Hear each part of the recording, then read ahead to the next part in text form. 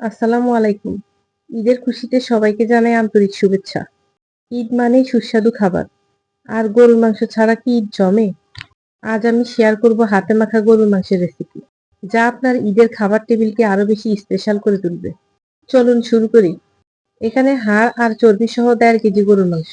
এখানে আমি রেসিপি বানানোর জন্য যা যা ইউজ করেছি: 4টি বড় সাইজের পেঁয়াজ কুচি, 1 টেবিল চামচ আদা বাটা, 1 টেবিল চামচ রসুন বাটা, 1 টেবিল চামচ ধনে গুঁড়া, 1 টেবিল চামচ জিরে বাটা, 1 টেবিল চামচ লাল মরিচের গুঁড়া, 1 চা চামচ হলুদ গুঁড়া, 3 থেকে 4 টেবিল চামচ সয়াবিন তেল, সাথে 3-4টা তেজপাতাও দিয়ে দিলাম, আর স্বাদ মতো কিছু লবণ দিয়ে দিলাম।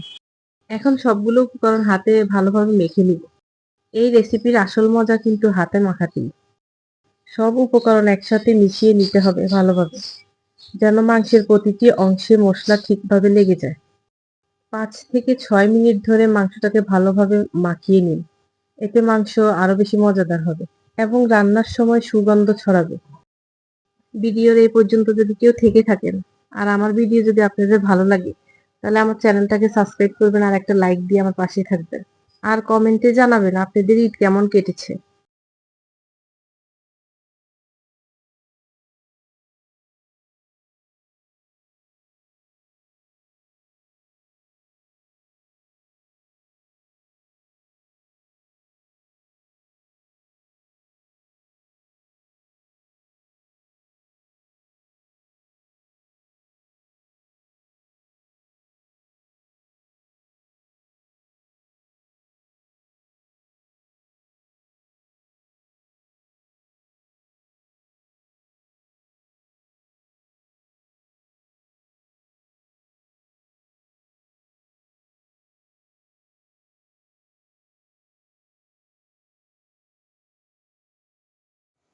এবার চুলায় হাঁড়ি বসিয়ে কম আঁচে কিছুক্ষণ রান্না করে নিন।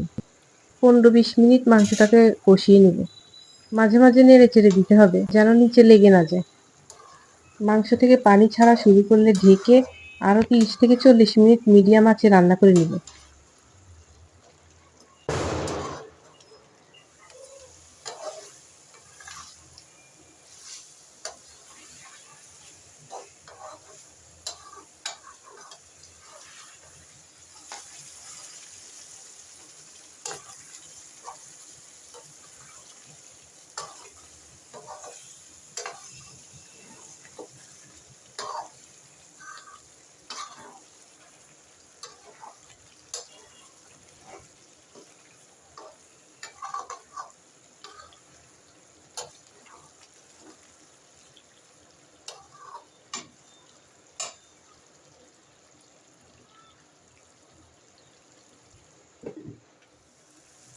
মাংসটা কষে আসছে, এখন গরম পানি দিয়ে দিব।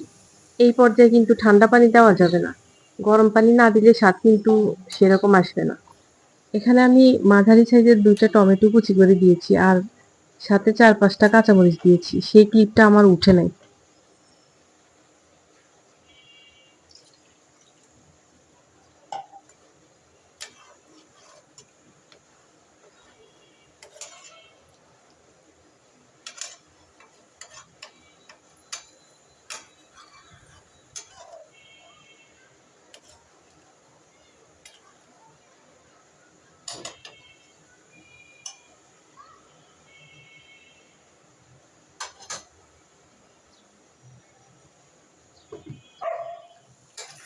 এইটা আমার গরুর মাংস রান্না রেডি। এখন এটা গরম গরম পরিবেশনের জন্য রেডি হয়ে গেছে। ভাত, পরোটা, রুটি, খিচুড়ি যেকোনো কিছুর সাথে এটা খাওয়া যাবে।